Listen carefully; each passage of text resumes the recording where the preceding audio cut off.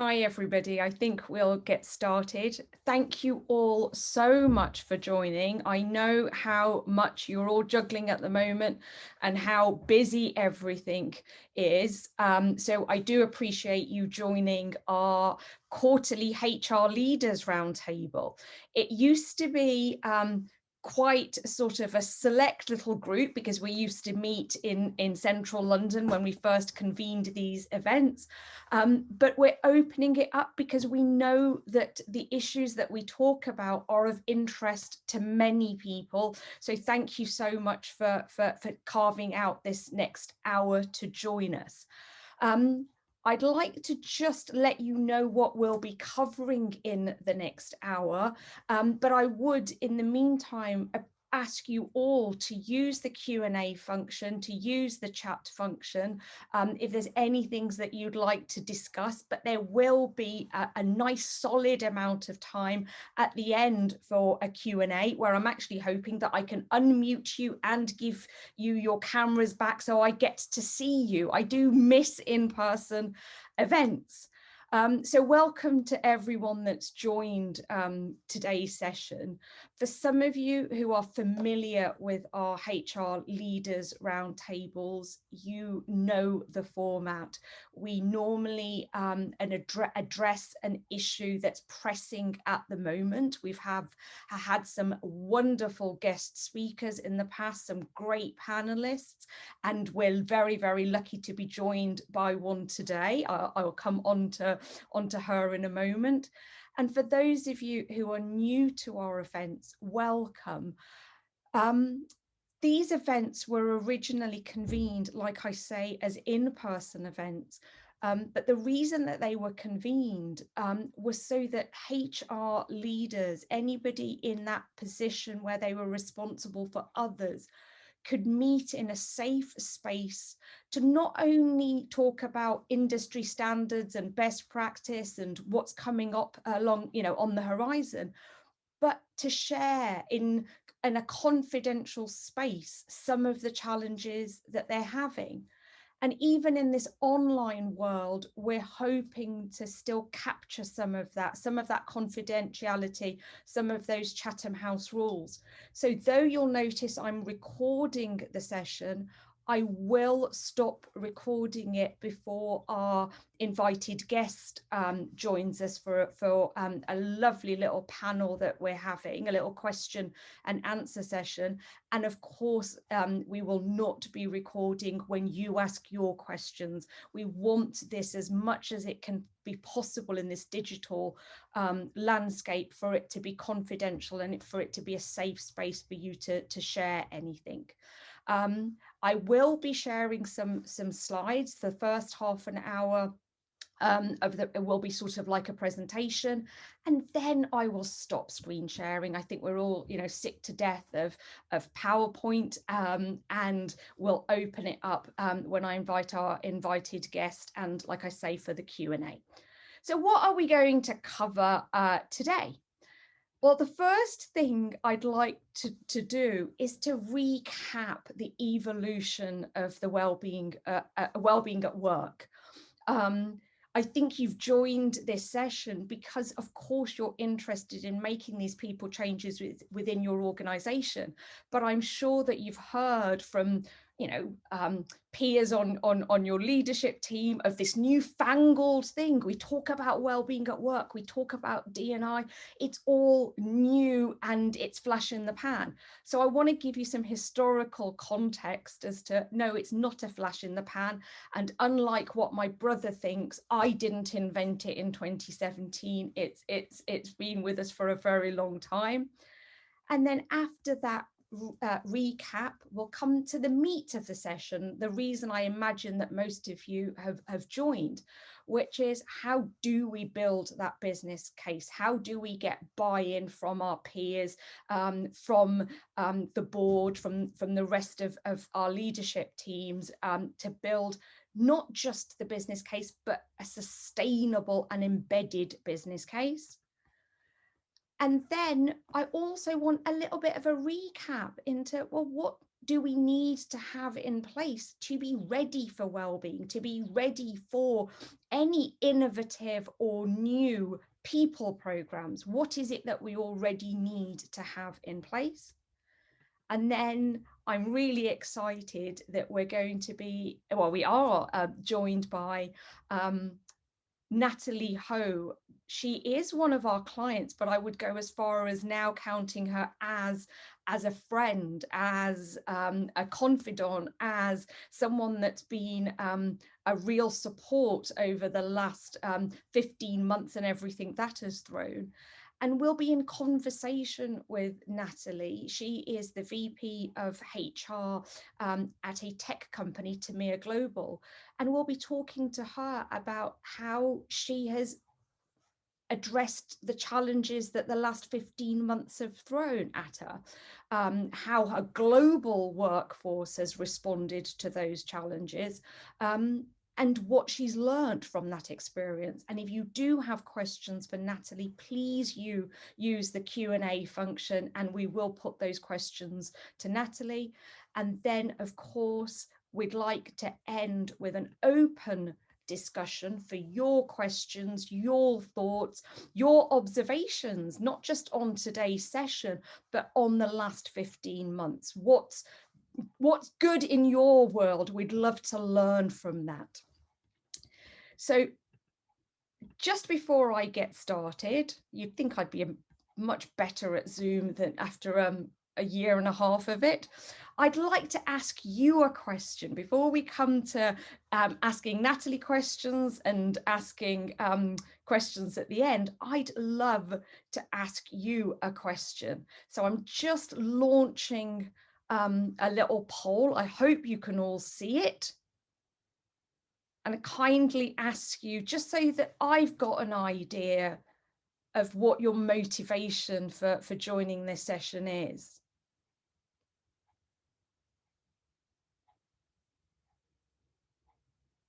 Oh, that's absolutely great. To learn how to get executive buy-in for employee wellbeing strategies. That seems to be the resounding response. Thank you so much. So I think you can all see that that's the front runner. Excellent. Okay, so that's what we'll do. We will get started. She says, right. Now, I think we've actually got this opportunity. I know that sounds so sort of blasé with all of the challenges that everyone's facing with the current crisis. But I think, especially as people professionals, as HR professionals, as leadership professionals, in the last 15 months, we've lent in, we've had to be very reactive to the current crisis. But I think the reason that we've joined this call, I think the reason that you've joined this call is because we know that we can move beyond what is legally mandated of us, what is required within legislation in the countries in which we work.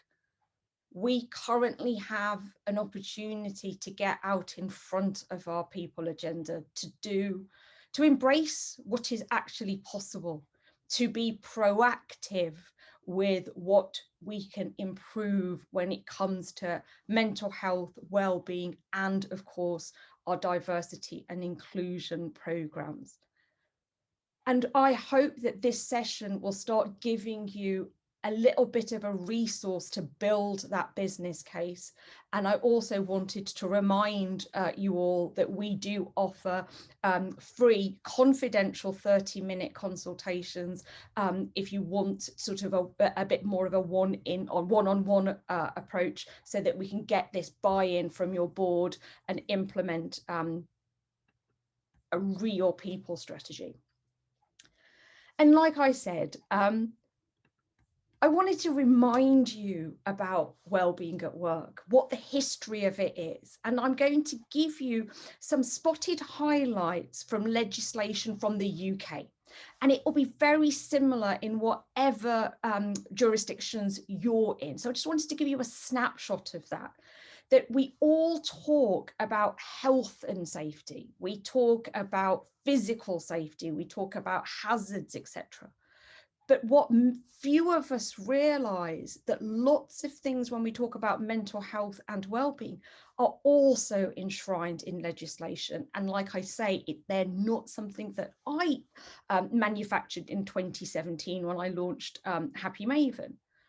So I'm not going to go through each of these points because obviously you can read the slides, but I just wanted to give you a bit of a snapshot.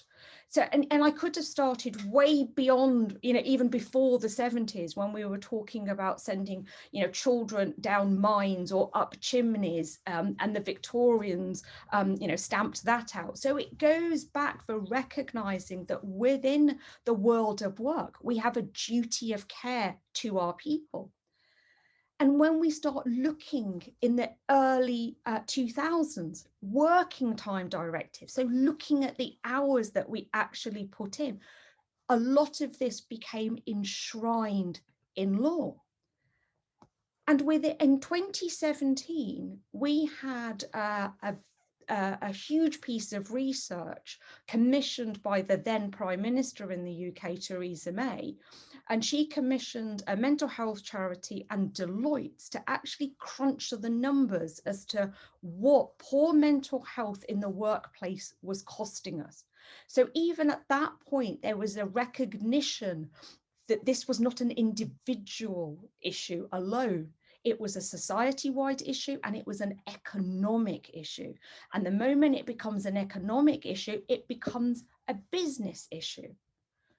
And this obviously hasn't aged very well. The World Health Organization in 2018 actually looked at stress and made a statement that stress was the health epidemic of the 21st century. Now, the reason I've still kept that up there after the year that we've all had is to give you an idea of how important that they thought that stress and workplace stress was within the future of our human populations. And then, of course, we don't need to remind ourselves, we have gone through unprecedented demands from a health and well-being perspective over the last 15 months. And depending upon geographically where you are today, those continue. And we have an opportunity, like I say, to reframe what the future of work is. Now, this slide is capturing what I've called the evolution of well-being at work, but I could have done a very, very similar slide on equality legislation, whether it was women being given the right to vote, to equal pay legislation, to the Race Relations Act and the laws against discrimination. Again, this is not something that suddenly became onto the corporate agenda with Black Lives Matter. So it becomes more and more important for us to recognize the trajectory of well-being at work and the wider people agenda when we talk about inclusion and we talk about diversity. So I'd like to ask another question, if you're comfortable answering, is I know that legally you all have a health and safety policy. It is enshrined, like I say, in law. But does your organization also have a defined well-being strategy?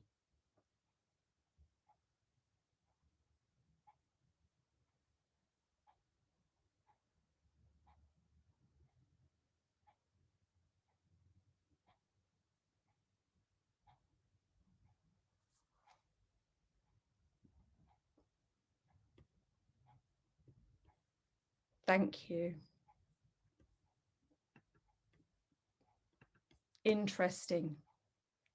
I do think that's very, very interesting. I'm not so surprised by the no.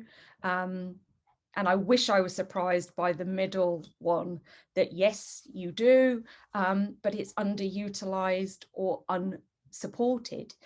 Because often we find that they sit in a silo somewhere. It's over there and it's HR's responsibility or it's so-and-so's responsibility. It's not embedded across the business. So when we start talking about building the business case, I think the biggest wake-up call that we've all had in this last 15 months is that our people, and I wish to God we didn't need this wake-up call, but we've all had to have it, is that our most valuable resource is our people. And anything that compromises our most valuable resource is fundamentally an enterprise risk. Each of you on this call, you are the cognitive capital of your business. That is what we trade in. And it's the same for your people. And if that is compromised, it is impacting the business. So when we're building this business case for investment, it's about looking at the human and the financial cost of poor health, well-being, poor D&I practices on your business. And the first thing that I ask you to do is to use the data that you already currently have access to build that picture.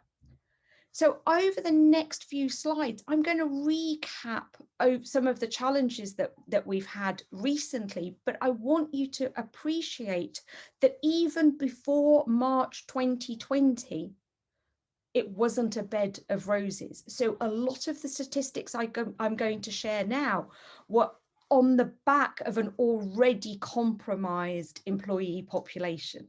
And we are those employees too. So use yourselves as a barometer as to how ideal things were or weren't back in February 2020. And when we're building the business case, I think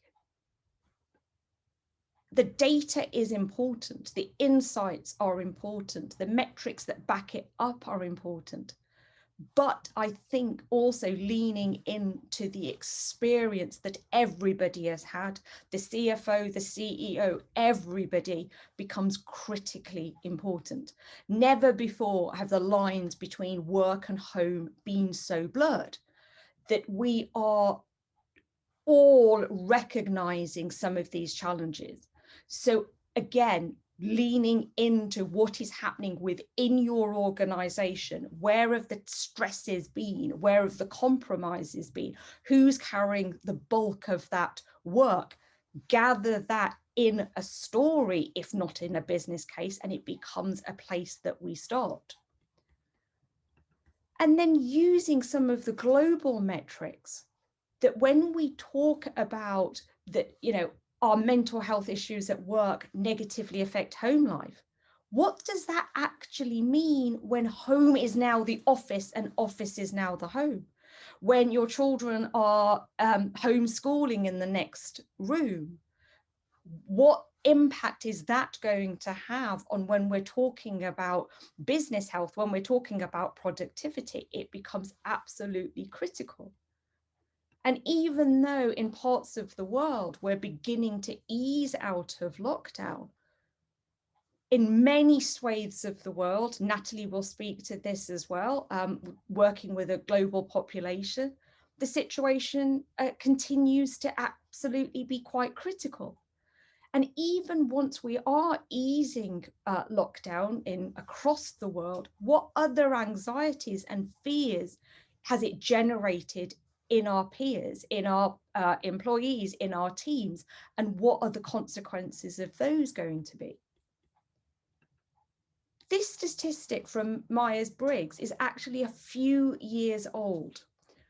And they were looking at our increased use of digital devices and the fact that we're becoming more and more always on. And that they were finding, of course, that people were struggling to switch off. But now, when work and life has blurred beyond all comprehension, how much worse is that likely to be? And I'm not going to throw a poll question for this. I'm going to ask you all to answer this to yourselves. How many of you are logging on from the moment you get up, you put the coffee pot on and you log on? If you then magnified that across your business, what is that sort of fatigue doing to decision making? What is that sort of fatigue doing to innovation? What is that sort of fatigue doing to collaboration? What is that cost? So where possible, can we capture some metrics on that? Is there a way from a meta perspective, without compromising anyone's privacy, that you can see how long people are on and intervene where necessary?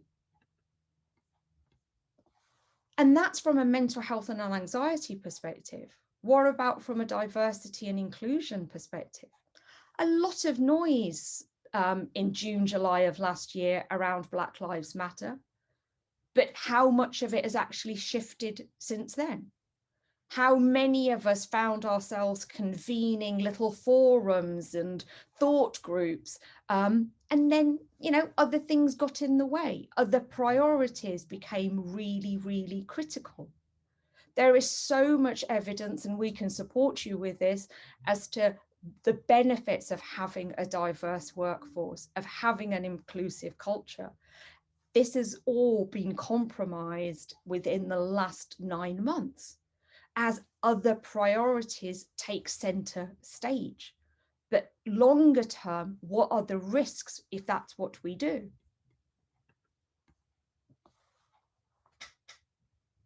And mental health.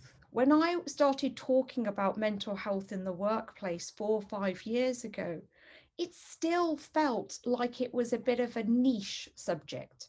Of course, my phone would ring off the hook in advance of Mental Health Awareness Week and World Mental Health Day, but trying to get the conversation consistent and going 52 weeks of the year had its challenges.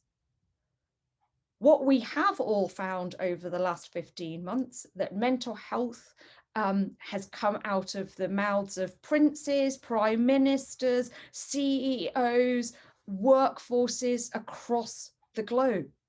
But how much of it is lip service and how much of it are we actually going to address? And I don't mean address from an EAP, a critical perspective, but to address as we would from a health and safety perspective, so we're mitigating these risks. This last slide, I'm just going to share because it felt like a punch to the gut when I read it. To think that when I'm working with clients, when I'm working with teams, that 1 in 5 people could be feeling this way is close to overwhelming.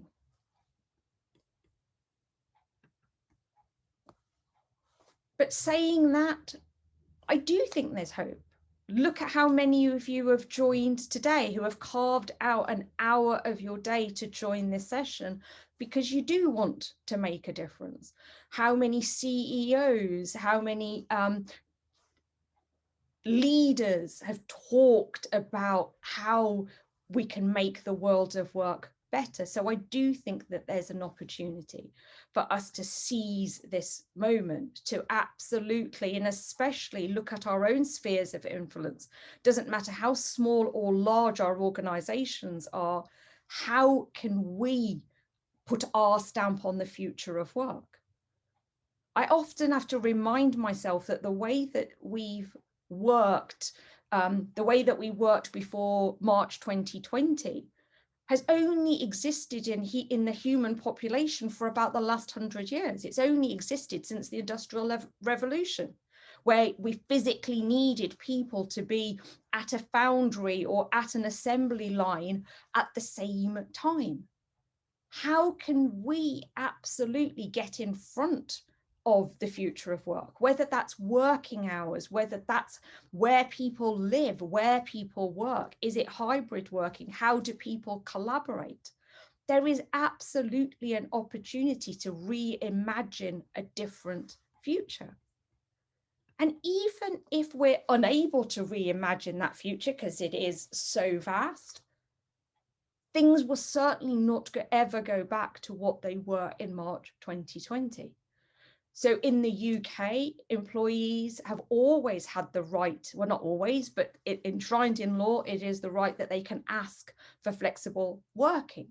How many people will be embracing that within the UK shortly? And across the world, whether that legislation exists or not, is there now going to be an expectation that companies will respond to hybrid working, or even be creating hubs closer to where people live?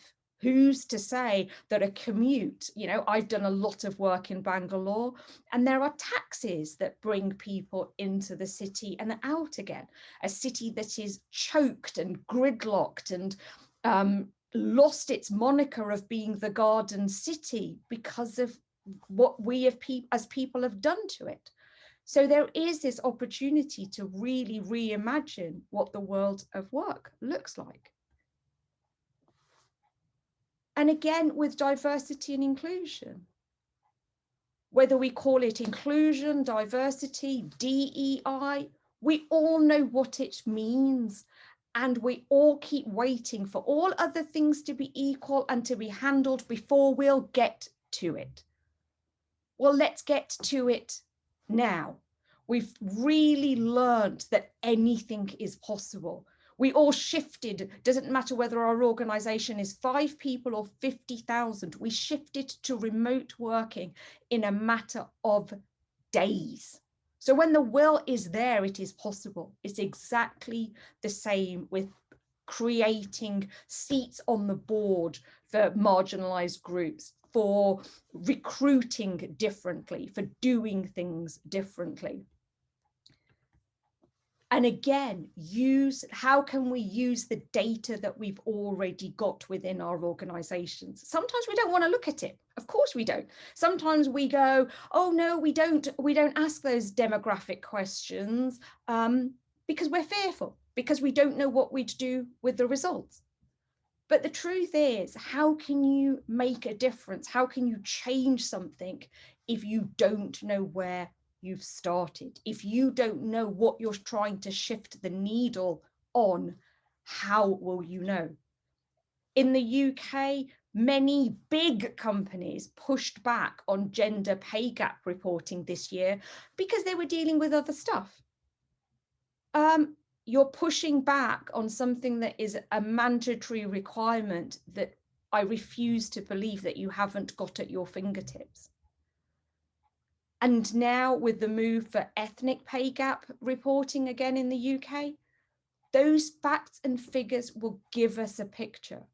So within your organizations, lean into that demographic data, even if it makes for uncomfortable viewing. It's critical for the business case. We are so scared. I think we sort of walk on eggshells of presenting these facts and figures to the board to go, this is how bleak it is. Because and whilst we keep doing the window dressing of D&I, we won't make that difference.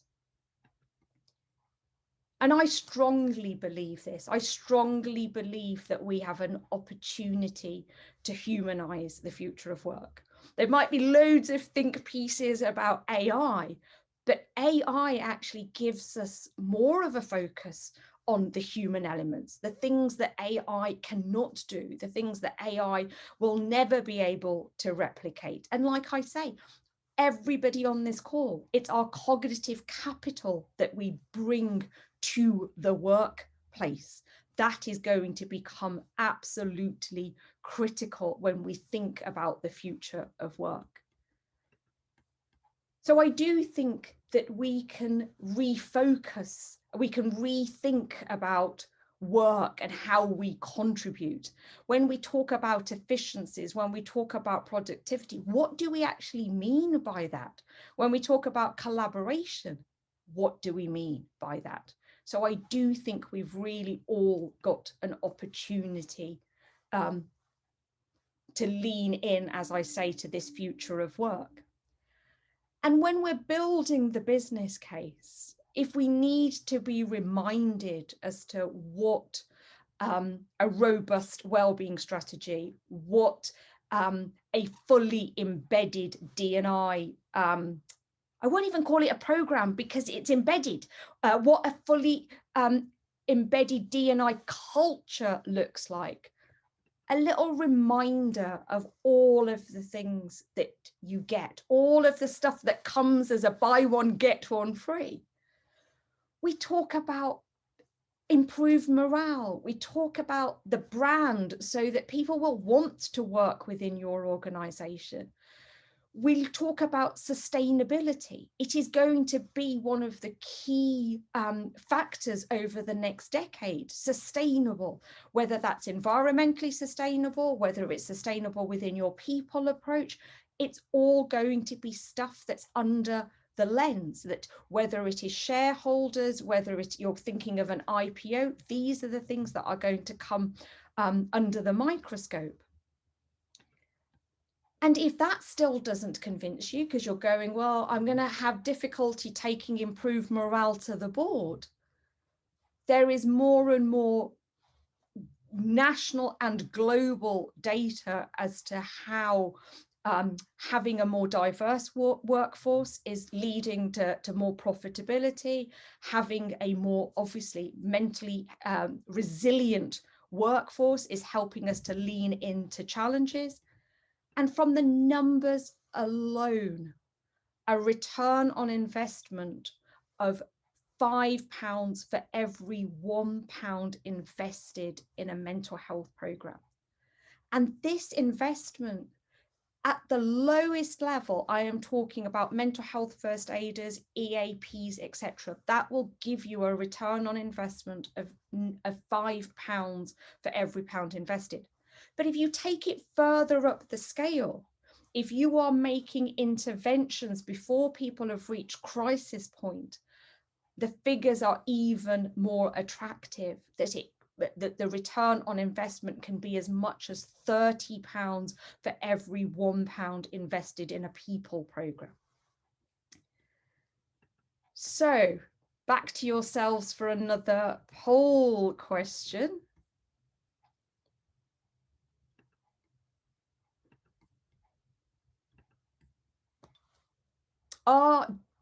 Are you well equipped, or do you feel well equipped to make the business case for mental health, well-being and D&I within your organization?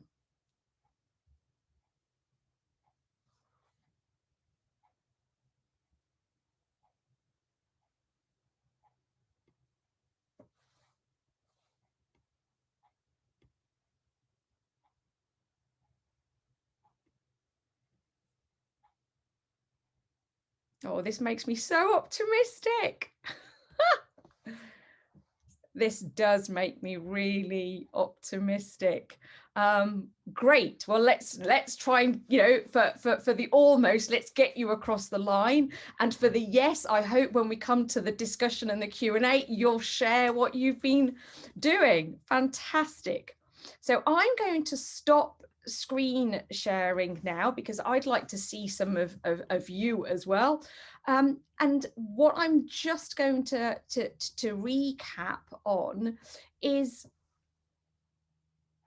are you ready? Are you ready for an overhaul of your people agenda? Are you ready to be embedding well-being? Are you ready to be proactively putting D&I under the lens? And the reason that I just wanted to recap this is that I think sometimes we get wrapped up in the sexy changes that we want to make. We don't actually sort of look around and go, I need to start with the basics. I need to make sure that the foundations are robust enough. So I just really want to very quickly recap on some of those issues, that before you get excited with what is potentially possible, to just remind you that any D&I initiative, any well-being strategy cannot take the place of a safe, psychologically and a physically safe work environment. So creating a positive work culture, good pay and remuneration, okay, if you are paying people below minimum wage, or, you know, trying to get away with the basics, the best wellbeing program in the world cannot remedy that. Are you looking at working hours and conditions of employment? Do you encourage people to have, you know, mentally confident conversations? Are all employees encouraged to have an equal stake in conversations? Do you have employee assistance programs? Do you have mental health first aids or mental health champions? Do you have diversity networks? Are all of these things not just there, but are they encouraged? Do people feel empowered to raise some of these issues? And I think out of one of the most critical factors that to have in play before we start looking at any new people approach, we talk a lot about executive sponsorship. I talk about it every time, you know, we come along with a new client, we go, who's the exec sponsor? But I think the bigger question should be, is your culture ready for it?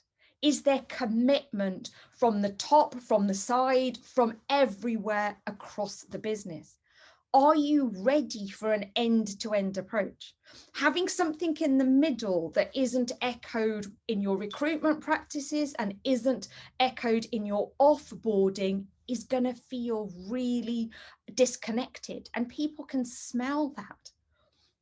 And are your leadership able to model those behaviors? Do they walk the talk? It isn't just something that they sign off, you know, when they feel comfortable. All of this, unfortunately, can lead to some quite challenging conversations, because that commitment has to be across the business.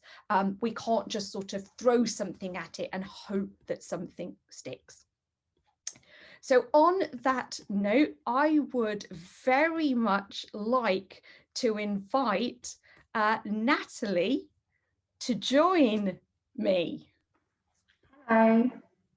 Hi, Natalie. So lovely to see you. Thank you so much for joining. I know just how much you're juggling. I'm just going to, hold on. I'm just going to do hide self view. That is so awful to see myself. For those of you who don't know Natalie, Natalie is the VP of HR at Tamiya Global. Tamiya are a tech business, and Natalie can speak more to what it is that they do. Like many tech businesses, they have a people population jotted across the globe. They have people in Israel, in India, in Europe, and across the Americas, and I'm sure in a couple of other countries, Natalie. Yes, actually, we've got 400 people across 34 countries. So it's certainly complex. Well, I imagine that your travel budget has certainly reduced this last year. Absolutely.